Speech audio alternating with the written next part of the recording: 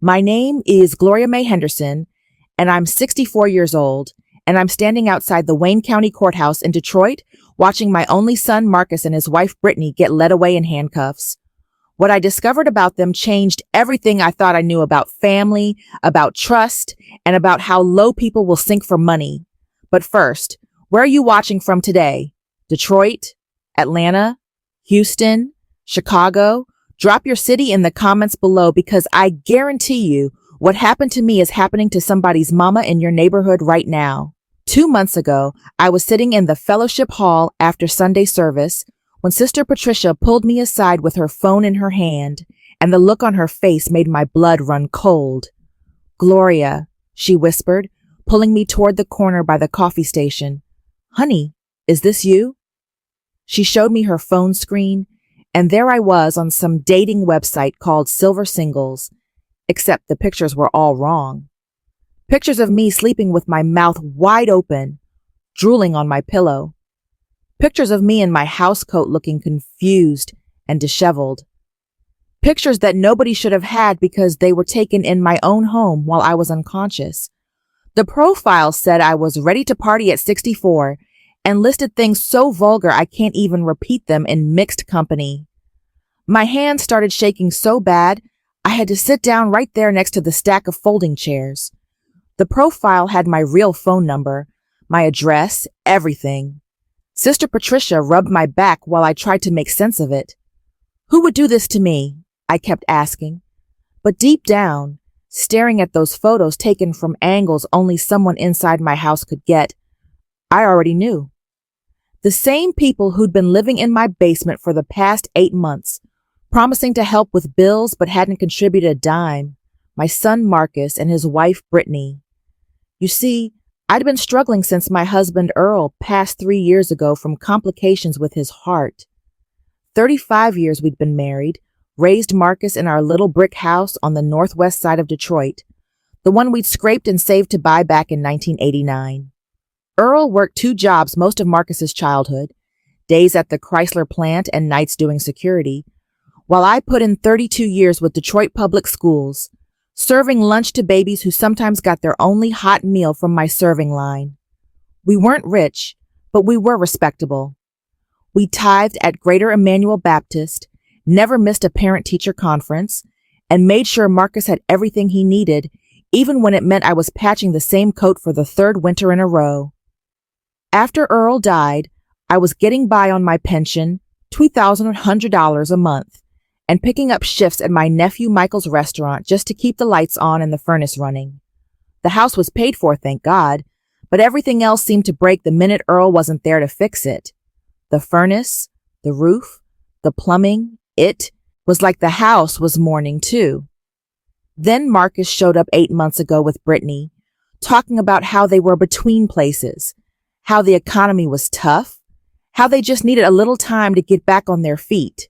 "Mama, we'll help with the bills," he promised. "You won't even know we're here." But I knew they were there. Lord, did I know. Brittany walking around my house like she owned it, rearranging my things, throwing out my clutter, which was really Earl's belongings I wasn't ready to part with. Marcus eating everything in the refrigerator, running up the electric bill, having people over at all hours, and not 1 cent toward the bills. Not one.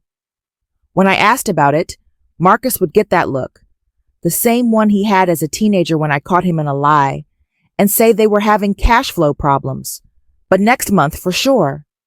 3 weeks before Sister Patricia showed me that horrible profile, I'd noticed my checkbook was missing from the drawer where I always kept it. When it mysteriously reappeared 2 days later, I saw that $4,200 had been withdrawn from my account. When I confronted Marcus, Brittany was right there beside him, her hand on his shoulder like she was coaching him. "Mom, you gave us that money for our business investment, remember?" she said, smiling that fake smile of hers. "You've been so forgetful lately. Marcus is worried about you." Forgetful? I might be 64, but I remember every single sacrifice I made for that boy.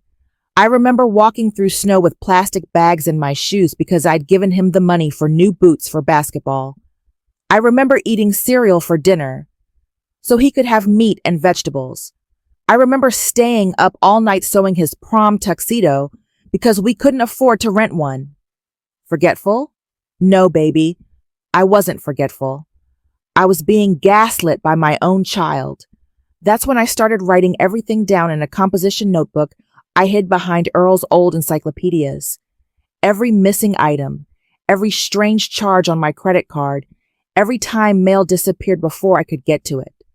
I thought I was going crazy until Deacon Johnson's widow, Sister Margaret, pulled me aside after prayer meeting. "Gloria," she said, "my daughter tried the same thing with me. Tried to get control of my money, my house, everything. You better watch yourself." What would you have done? Comment below, because I need to know I'm not alone in this. I started paying attention, really paying attention. I noticed Brittany taking pictures of me when she thought I wasn't looking. Pictures when I was just waking up. Pictures when I was sick with the flu. Pictures when I was struggling to carry groceries. Always with this little smirk on her face.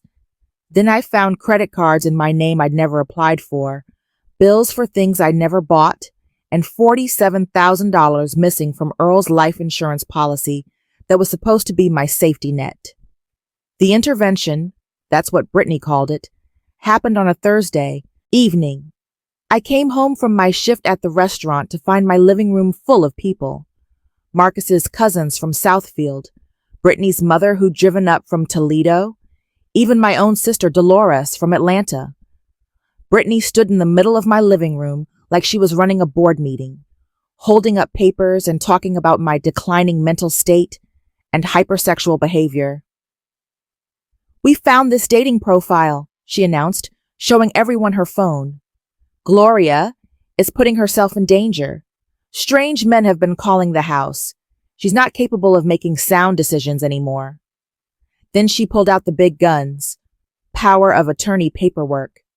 "It's for your own good, Mom," Marcus said, and hearing him call me Mom while trying to steal my life made me want to slap the taste out his mouth. But I didn't. I sat there in my own living room, in the chair where Earl used to watch his programs, and I said, "After everything I sacrificed for you, Marcus, your daddy would turn in his grave." My sister Dolores looked confused. "Gloria, maybe you should consider—" But I cut her off. "Consider what? Signing over my life to people who take pictures of me sleeping to humiliate me on the internet?" The room got quiet then. Real quiet. Brittany's face turned red, and Marcus wouldn't look at me. That's when I knew for sure they were in this together. The next day, I went to see my nephew Michael. He's a police officer with the Detroit PD, and he took one look at the evidence I'd gathered and called his friend James Crawford, a private investigator who'd retired from the force. Mr. Crawford was a tall, serious man with kind eyes who knew Earl from back in the day. "Earl helped me when I was a rookie," he said, looking through my notebook. "Mrs. Henderson, what they're doing to you isn't just wrong, it's criminal. Elder abuse, identity theft, fraud. We're going to nail them." For the next 3 weeks, Mr. Crawford worked my case like his life depended on it. What he found made my stomach turn. Brittany wasn't just stealing from me. She was having an affair with her personal trainer, using my money to pay for hotel rooms and expensive gifts. She had pictures all over her Instagram, set to private, but Mr. Crawford had ways, wearing jewelry I know she couldn't afford, taking trips to Miami and Vegas while telling Marcus she was at nursing conferences. But that wasn't even the worst part.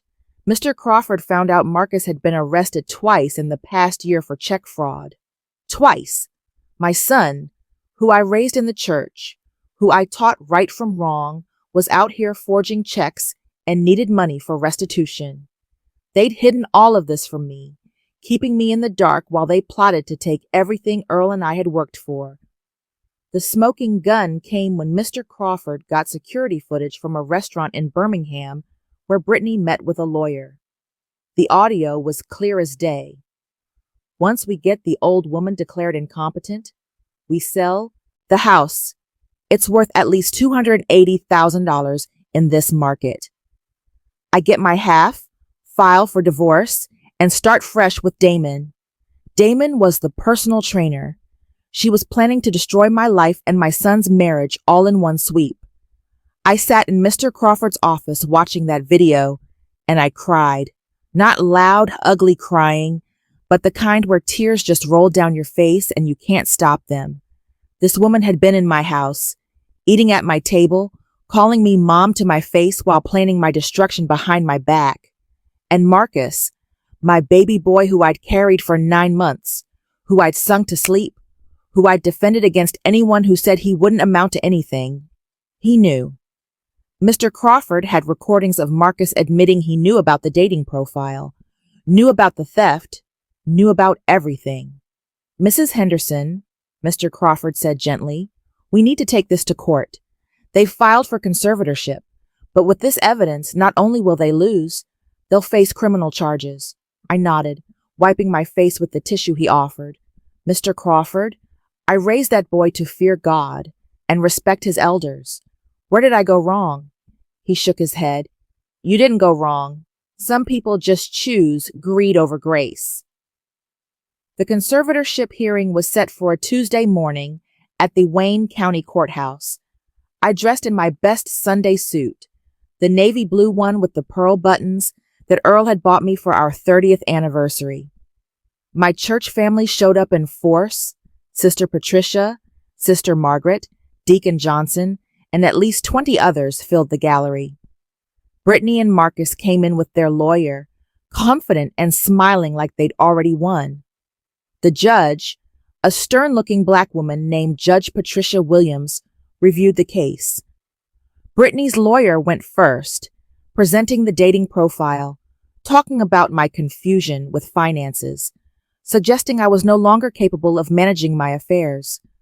Marcus testified that he was concerned for his mother's well-being, and I had to grip the edge of the table to keep from standing up and reminding him how concerned he was when he was stealing from my checking account. Then my lawyer presented Mr. Crawford's investigation. The courtroom gasped when he showed the real evidence: bank records proving systematic theft over 8 months, the IP address proving Brittany created the dating profile from her laptop, the credit cards fraudulently opened in my name. When the lawyer played the restaurant recording of Brittany planning her scheme, you could hear a pin drop. But the moment that broke everything open was when he presented photos from Brittany's Instagram, her and Damon the trainer on a beach in Miami, wearing matching watches that cost more than I make in 3 months, paid for with my money. Brittany jumped up. That old bitch set me up, she screamed, and the judge's face went from stern to furious. Counsel, control your client, Judge Williams said, but Brittany was beyond control. Marcus finally showed some emotion, turning to stare at his wife like he was seeing her for the first time. You said you were at a conference, he whispered. And in that moment, I saw my son realize he'd been played too. Judge Williams called a recess, but not before ordering court officers to make sure Brittany and Marcus didn't leave. In the hallway, my church family surrounded me with love.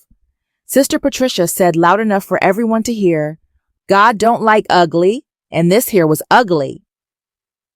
Even my sister Dolores, who'd flown back up from Atlanta, apologized for doubting me. Gloria, I should have known better. That girl had manipulation written all over her.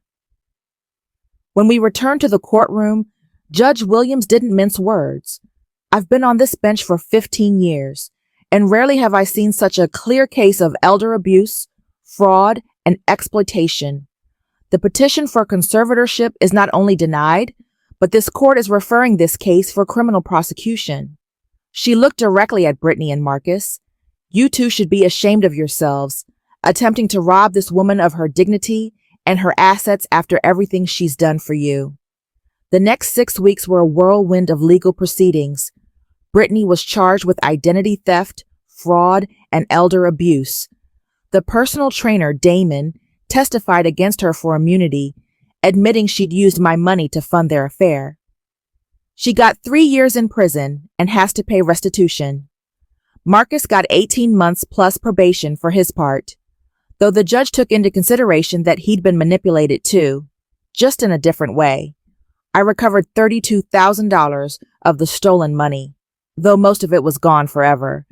But you know what hurt more than the money? Sitting in that courtroom watching my only child get sentenced to prison. I didn't lose my son that day.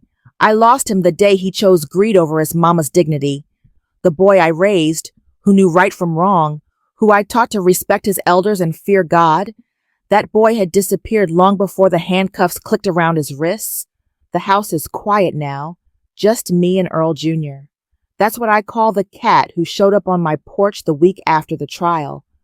I still work at Michael's restaurant, not just for the money, but for the company.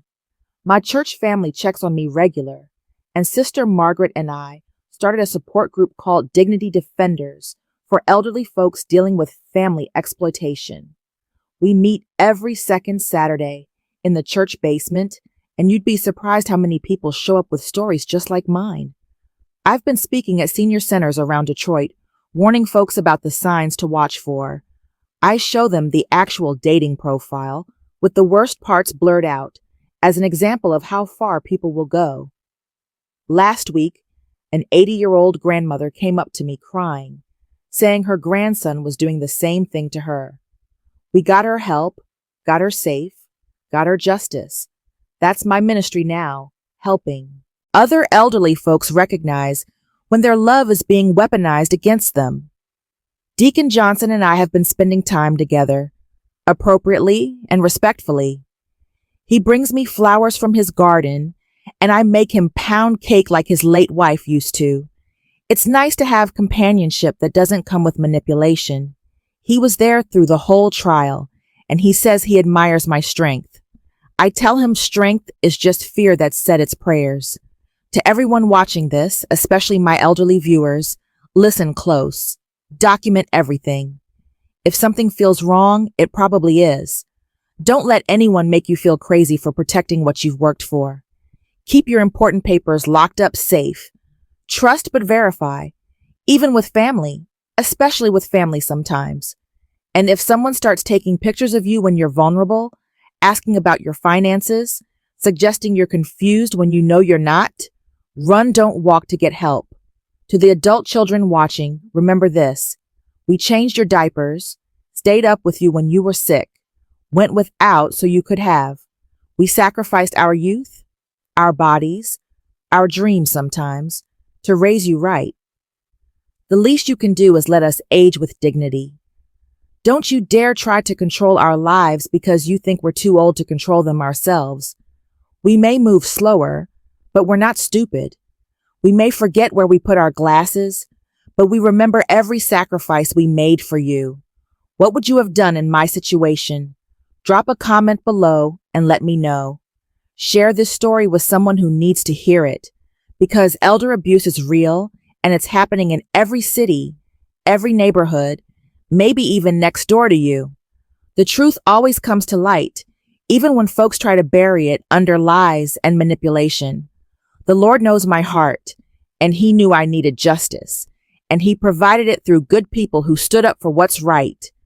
I may be old by some folks' standards, but I'm not foolish. I worked my fingers to the bone for everything I have, and I'll be damned if I let anyone, blood or not, take it from me without a fight. My mama used to say, "Baby, people will show you who they are if you just pay attention." I should have been paying better attention, but thank God it's never too late to open your eyes. If you're going through something like this, know that you're not alone. Know that your community will rally around you if you let them. Know that justice might not look like what you expected. It might come with tears and heartbreak, but it's still justice. And sometimes that's all we can ask for in this world. Like and subscribe if this story touched your heart, and share it with someone who needs to see that the truth really does set you free, even when that truth breaks your heart first. Remember, you're never too old to fight for your dignity, and family isn't always who you're related to. Sometimes it's who shows up when you need them most.